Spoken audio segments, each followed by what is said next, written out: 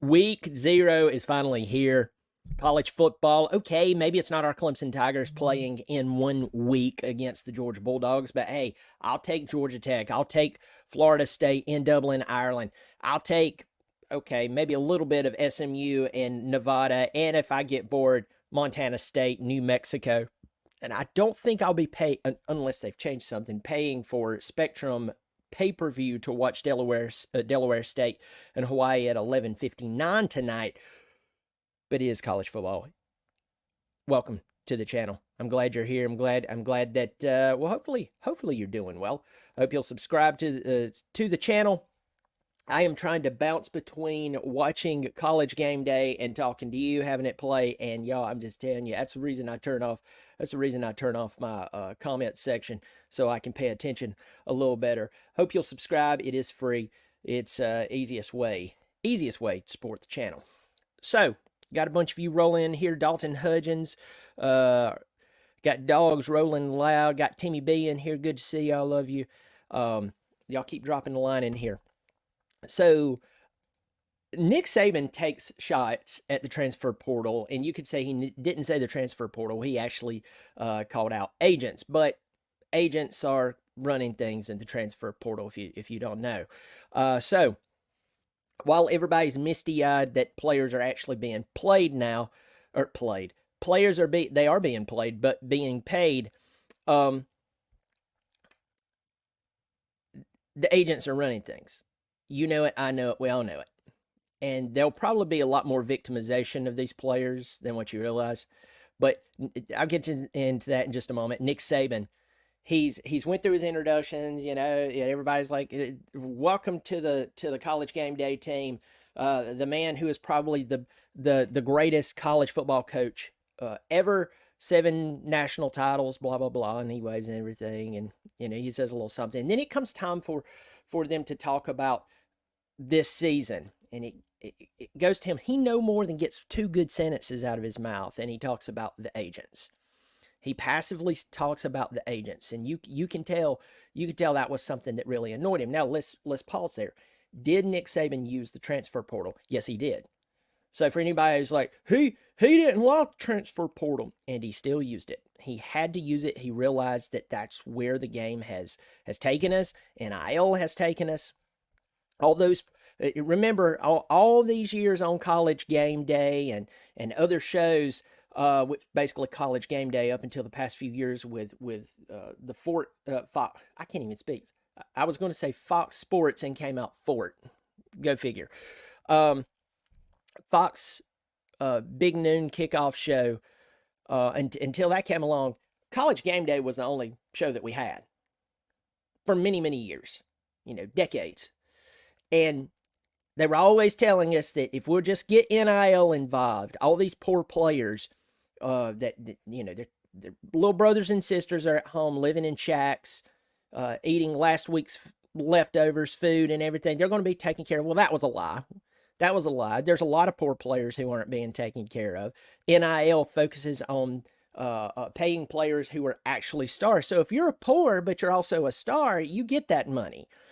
If you're not a star, you're still poor. And now it's even worse because you're sitting beside a guy in the locker room who, well, not only is he on scholarship, now he's driving a Porsche. And now you have to play with that.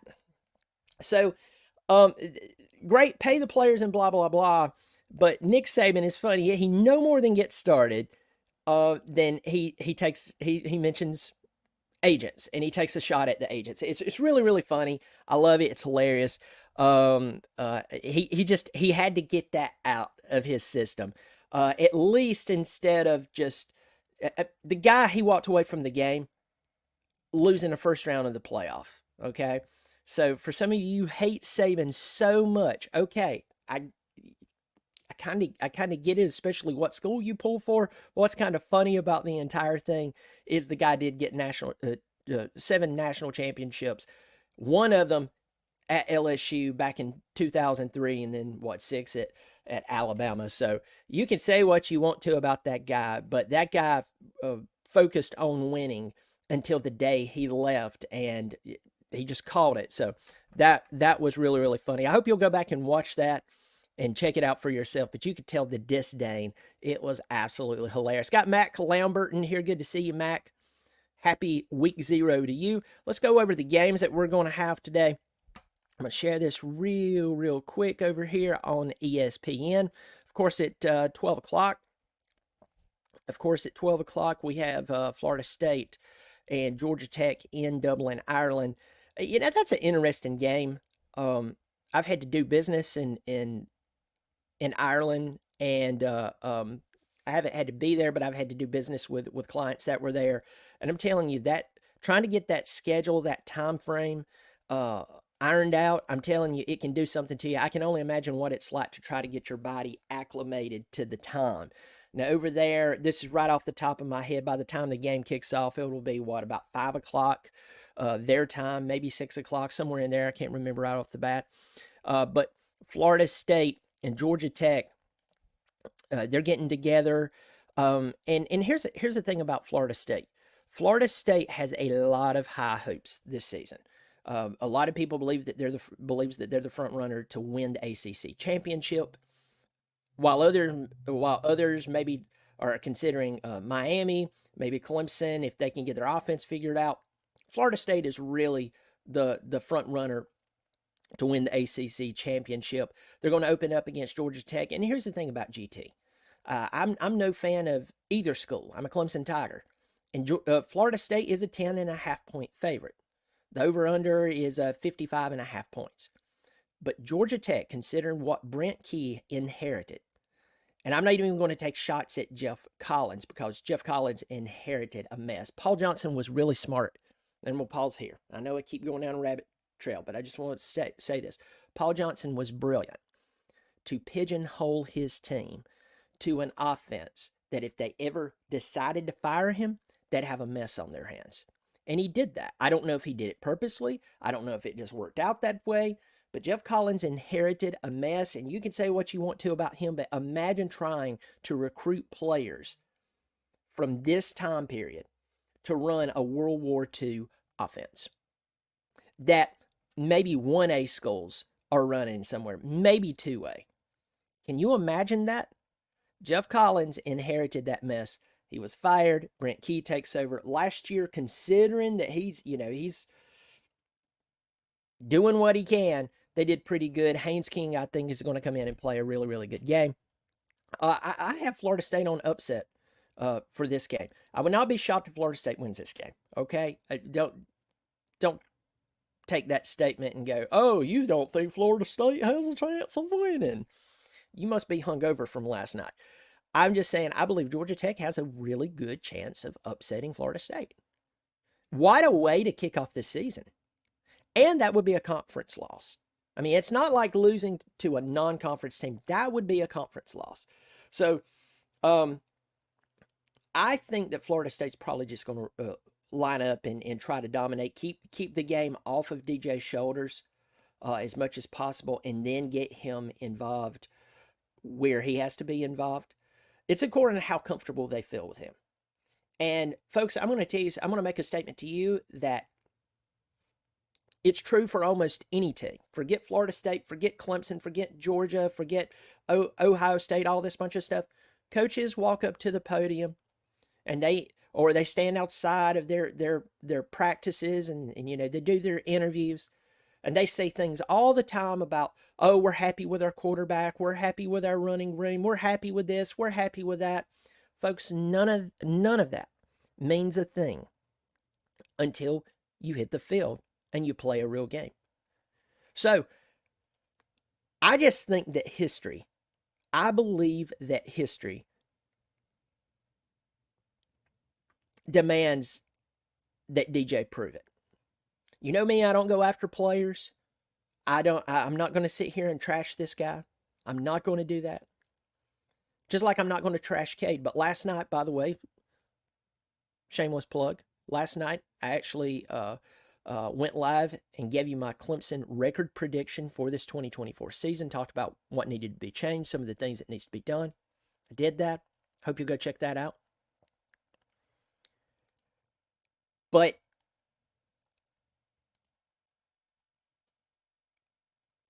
But it doesn't. History. I just said this about Cade. Cade has to step up this year, especially if his offense is giving him a little more time. He can't be thrown into double coverage. In recent history, last year, said that he did that. All right. But he's going into his second full season as a starter. Garrett Riley's second season as the offensive coordinator. All right. DJ, he's with team number 3 in 3 years. 3 seasons. 1 year ago, he was at Oregon. 2 years ago, he was at Clemson. And Florida State fans, I understand why you believe Mike Norvell is that good. Mike Norvell can coach. He can coach. I'm not going to take it away from that guy. But if a defense is smart enough to put the game on DJ's shoulders, if they're smart enough to put the game on DJ's shoulders and just confuse him a little bit, DJ will make some throws that will make you stop and go, this guy could be a first-round pick. I didn't say first overall pick. I said first-round pick because we'd see those moments with DJ at Clemson. He'll make a throw that you'll go, whoa, and then he'll turn around and he'll make a throw that on a play that was really, really simple. He had one job, and he'll create a crater in the ground. He threw the ball into the dirt so hard. It'll be interesting to see what Brent Key does today, what his defense dials up for Florida State. So it's going to be extremely interesting. Let's go back here and let's look at this schedule. Once again, Georgia Tech, I'm calling them for the upset. I believe that this would be a perfect game to upset Florida State. 10.5 points is not that much, folks. 10.5 points. It's not like SMU and Nevada playing here. SMU is a 27-point favorite. That's not what we're talking about. That's not even the same realm of possibility. And I want you to think about this as well. Florida State, to be number 10 in the country, playing Georgia Tech, they're only a 10.5-point favorite. That should make anyone who keeps up with spreads and how spreads and the possibility of a team winning according to Vegas, if you keep up with that, you realize that, 10.5 points is a little more decisive than a touchdown. But for Florida State to be like this team that's a lot of people believe is going to win the ACC championship versus Georgia Tech, a team that was 6-6 in the regular season, sure, they came on in conference and did a pretty good job, played Georgia very well. They played Georgia very well, lost by 8 points. It makes you sit. It kind of makes you sit up a little bit and think, what can Florida State do, or what have they done to make people think so little of them? Because for me, if Florida State is just this unbelievable football team, that could be 17 points. And I'm going to tell you who I think it is. Once again, I'm not picking on this young man personally, but it's the question marks with DJ. People do not buy DJ. You can talk to me about, and I watched him play, by the way. I watched him play at Oregon State last year. I was hoping that the guy would do better. He didn't do bad. He didn't burn the woods up. He doesn't. And he had a doggone good running back behind him. He had an incredible running back behind him, who's now at Miami, by the way. But Georgia Tech, I think Georgia Tech stands a chance here, and Haynes King will be the reason. I'm going to go out on a limb here. If Florida State had Haynes King, I think this would be a 17-point. A 17-point favor. for Florida State. I don't believe that Haynes King is Deshaun Watson or Trevor Lawrence. I don't believe that. I do believe he's a better quarterback overall than DJ. Let's pull up stats from last year. You think about the mess that Haynes King inherited at Georgia Tech. Think about him.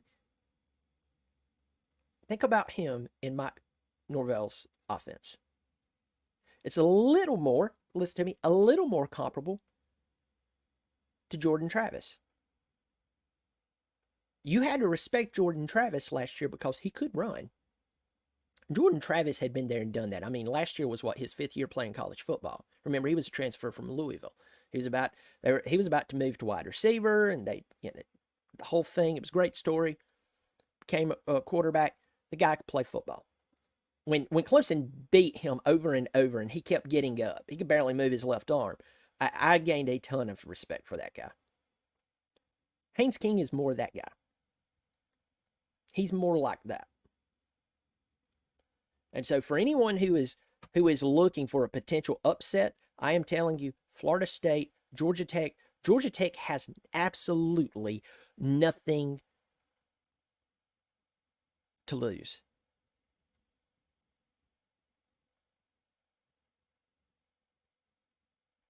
That's it. Going to get into the comments section. Thomas Honeycutt's in here. Good to see you, my friend. Tiger Tom, Ridge Runner.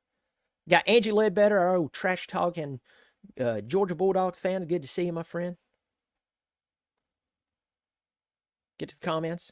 I think Saban did not want his legacy associated with how he managed, being more or less a minor league football coach. He wanted to be remembered as pure football, as a college, remembered as pure college football. Maybe his wife weighed in.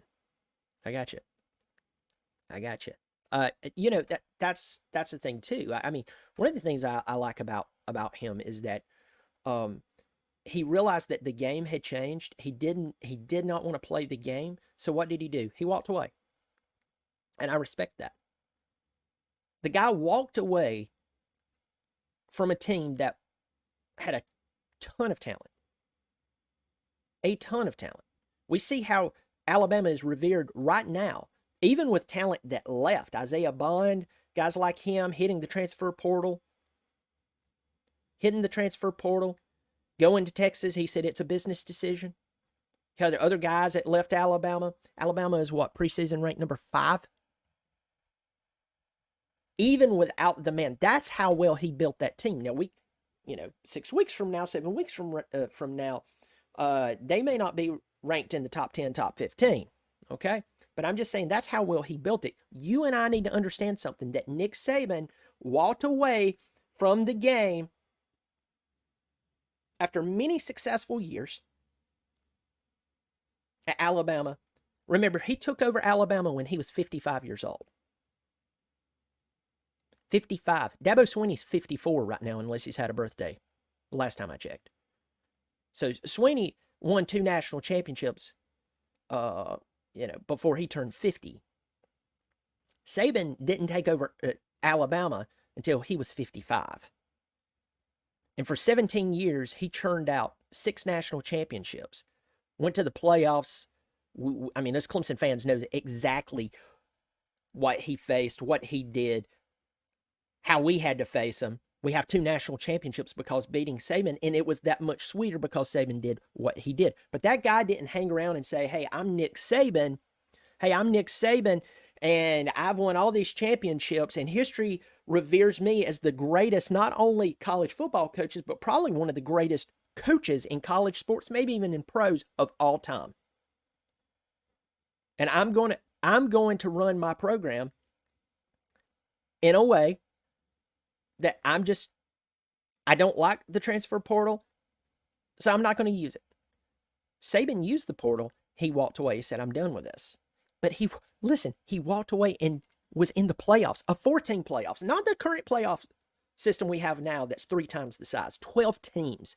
A couple of years, it'll be 14 teams. No, none of that. Saban walked away. He walked away in a position that most coaches would be like, if I could just get to the playoffs. He was done with it. Got Mike Till in here, my old buddy. We go to church together. Hey, Brian, it's game day. College football is back. Lots of dogs on here. Go Tigers. Yes, lots of dogs are on here right now. It is good to see you, Mike. I'll see you tomorrow morning unless you're not there. Good to see you. Think Brent Key will show steady improvement year by year. Look for a solid defensive game from GT. GT should show solid D anyway. We'll see.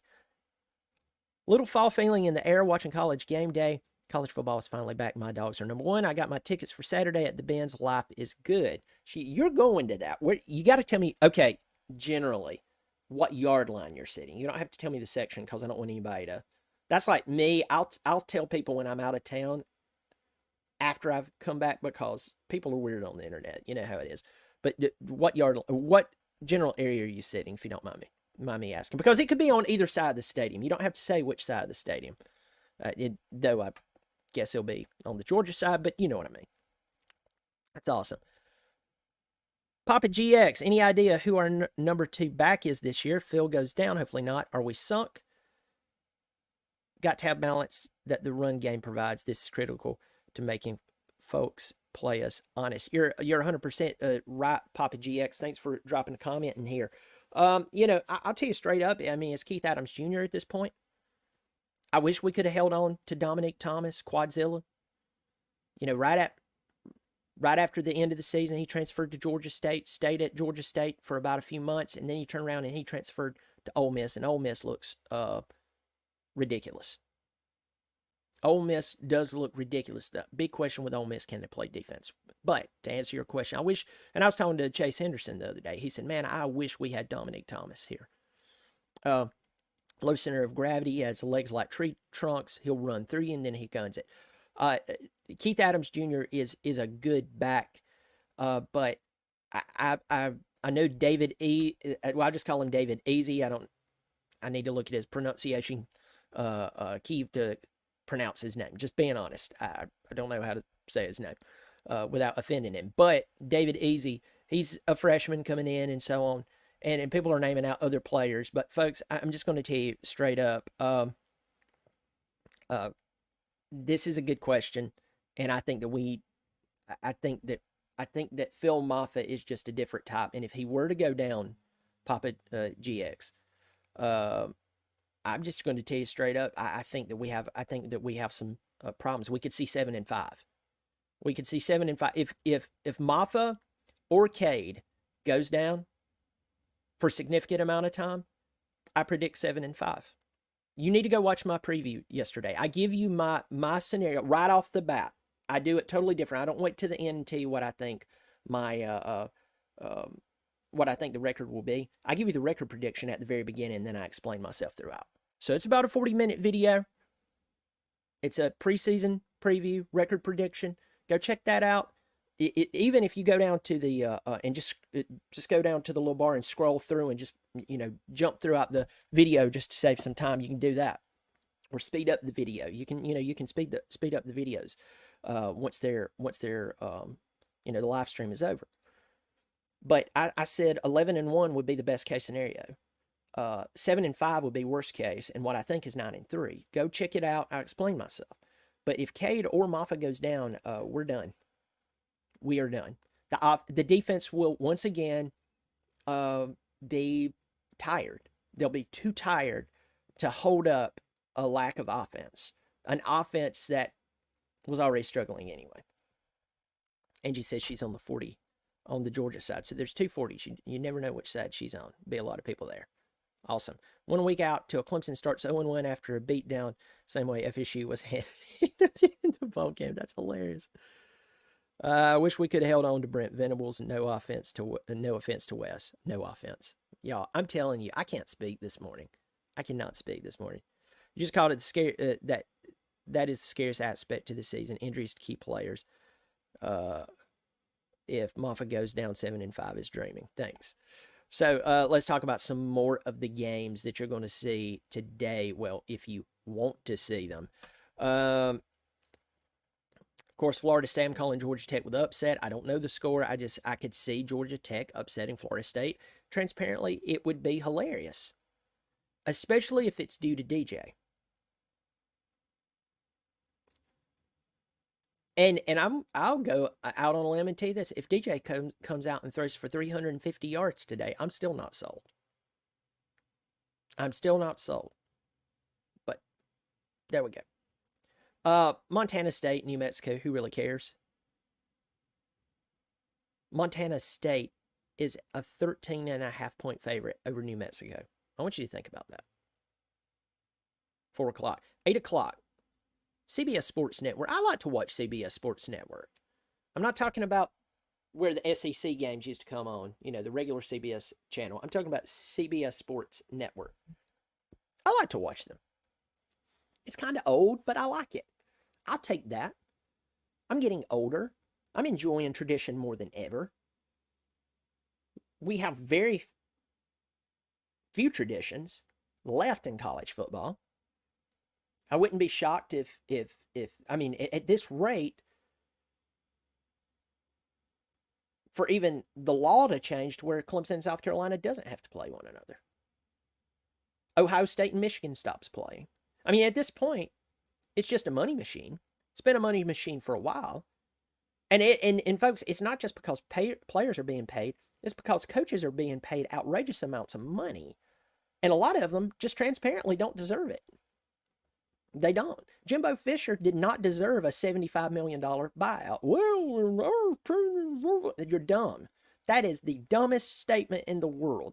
That was one of the most ridiculous ideas to give that man a $75 million payout. People should be annoyed at that. People should go, you know what? Enough with the stupidity. You want to be paid a couple of million for this, that, and the other? Wonderful. But what happened? What was the end game? He didn't produce, right?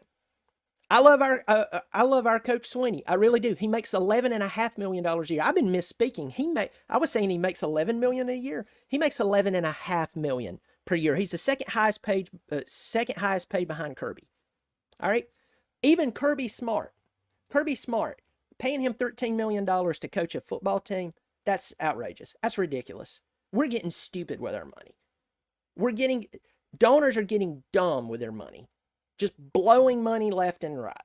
I don't want to hear one more thing about how money is spent and, we can't do that and blah, blah, blah. It's dumb.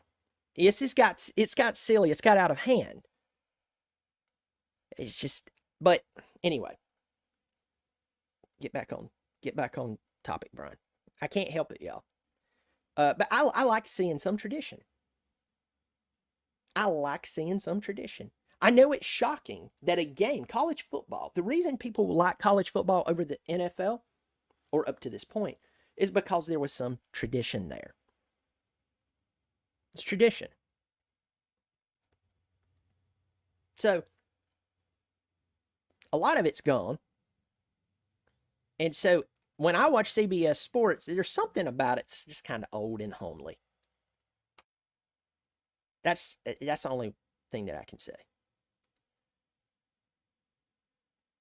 As I said, Delaware State and Hawaii, who cares? Who absolutely cares about that game?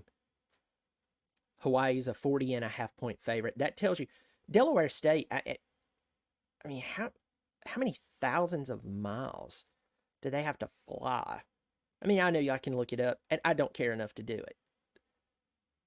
40.5 points. That is hilarious. That is absolutely hilarious. So we have week 1 coming up next week, and it starts on Thursday night. In fact, I'm going to share my screen again. Why not do this? Because today is just so blah. But I'll take it. I'll take some of these games. See Western Carolina and NC State. Western Carolina, their campus is about 2 hours from me. About 2 hours from where I live. NC State, they have the big game. I believe it's next week against Tennessee. NC State has a 2-game season. You're like, what do you mean? They have 2 big games. They play Tennessee and they play Clemson. They don't play Florida State. They don't play Miami. A lot of NC State fans, like Devout, former player, told me, if we win less than 10 games, it's a failure. It's a failure. And you go, well, that's a tall bar to reach for. Go look at their schedule. You'll understand why. Going on down, UCF. UCF's going to be interesting. Now, this game's going to be boring as crap. That's a good cupcake game. That's a good game to basically practice for their season. I wish Clemson had a little more of that, especially where Clemson's at offensively. Wish Clemson had one of those easier at the beginning schedules to get the offense going so we could hopefully be more competitive. Nope, we start off with Georgia.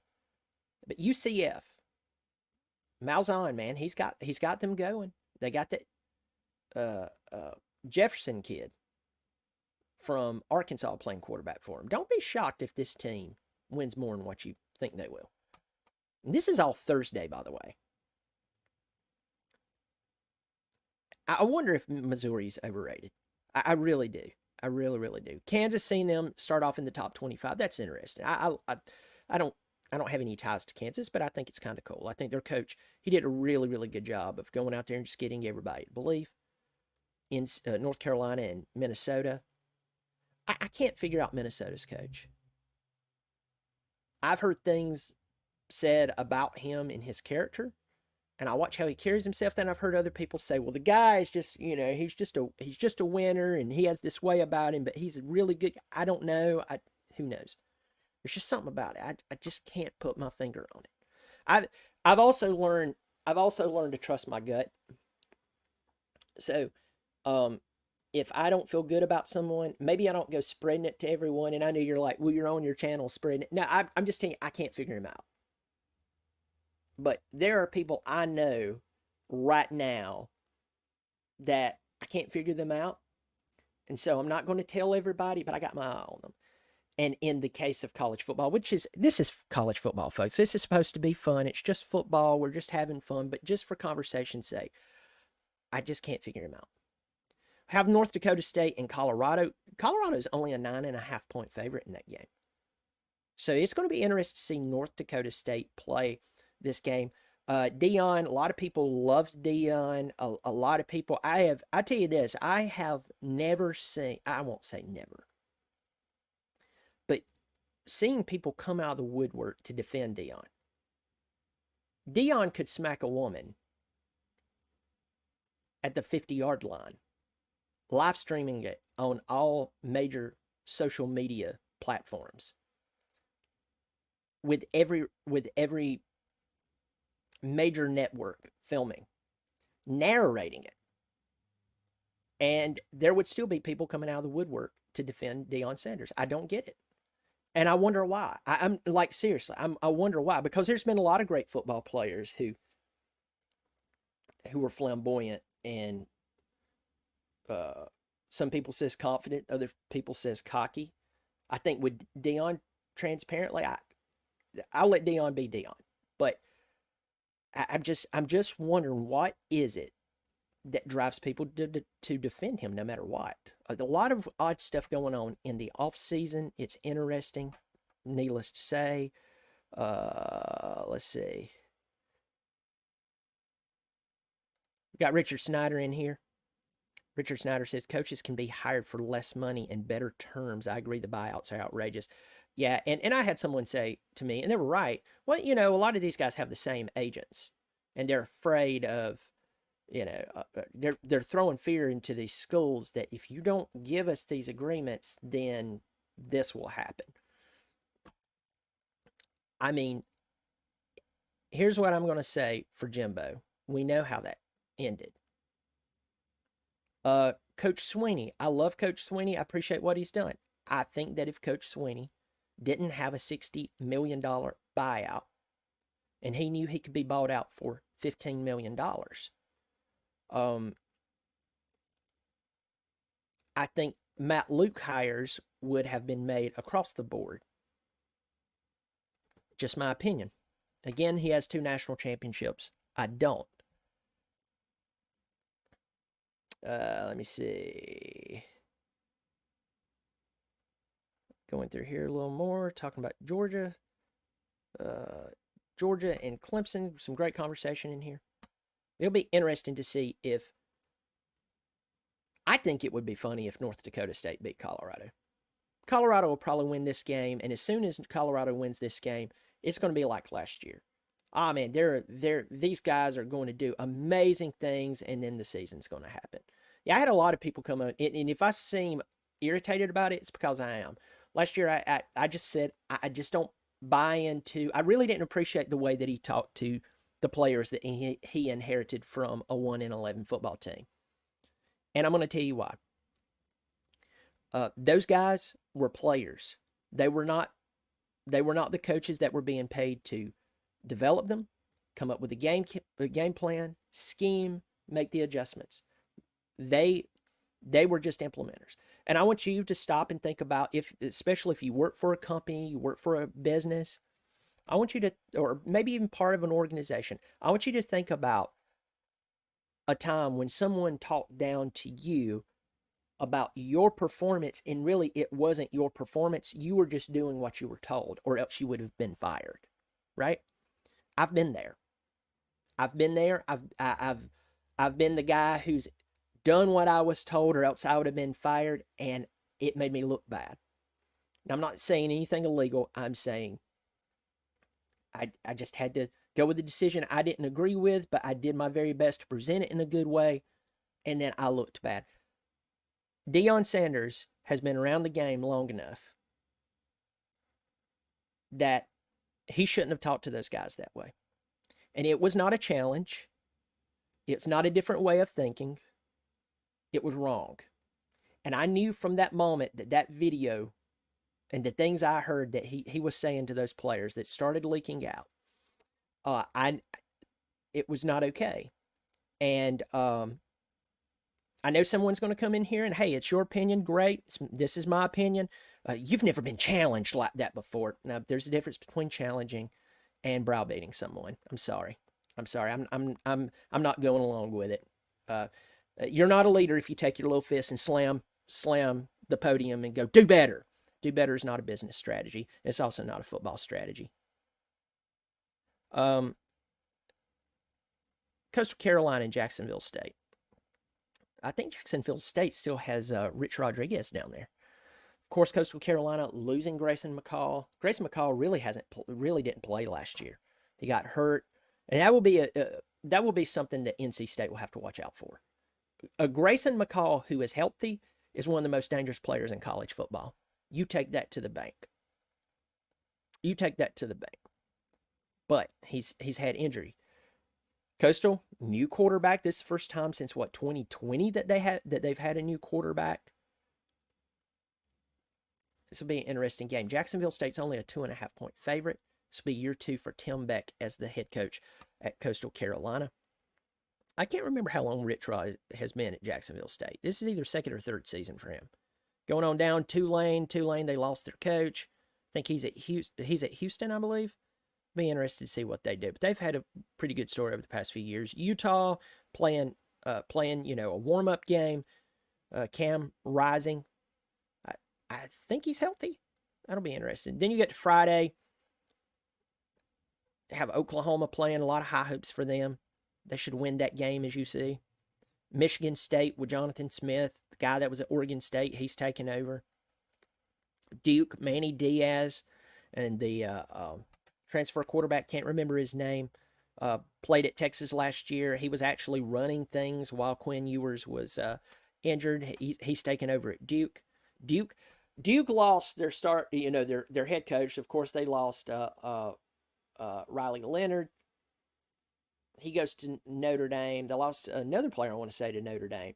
The running back who terrorized Clemson, and that guy say terrorized, but he was a problem for Clemson last year. He's now playing for NC State. So if anybody wonders why I talk about NC State with more respect than I normally do, it's because their offense is loaded. And if you don't know that, you need to go look it up. And don't look it up with orange and white and a touch of purple colored glasses on. Just look at it as a football purist. NC State's not the greatest team in college football, but they will be a problem. They have a lot of opportunity this year. TCU, interested to see TCU, what they do this year. Last year was a bad year for them. It was a bad year for them. Of course, we talked about this game. Georgia is 13.5-point favorite. Go watch my preseason preview that I uploaded last night. By the way, Bobby Durkins is back. For some of you who don't know who Bobby Durkins is, it's my redneck alter ego. I talk trash about people.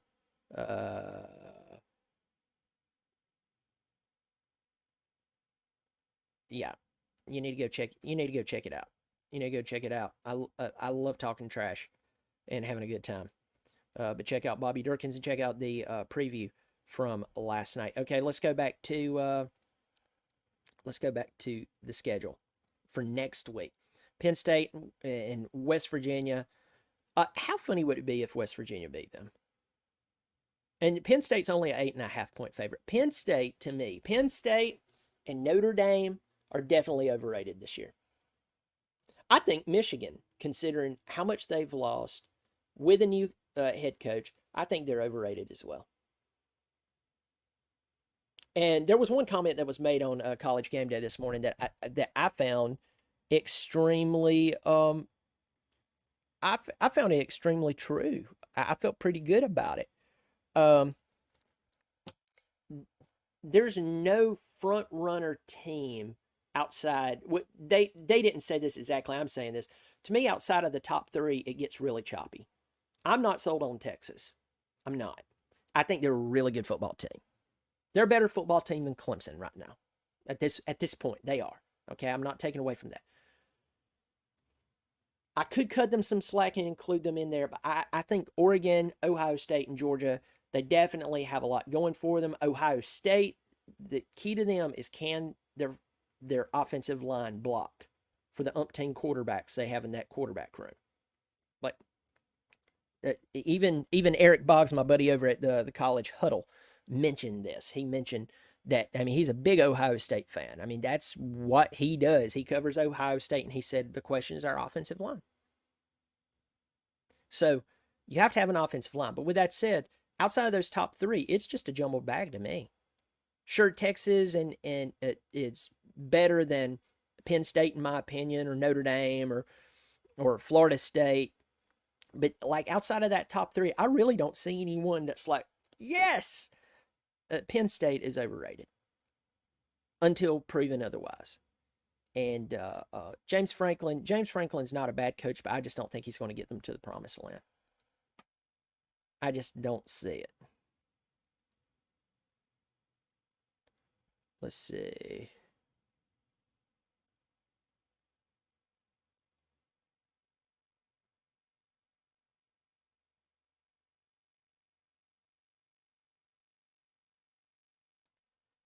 All right.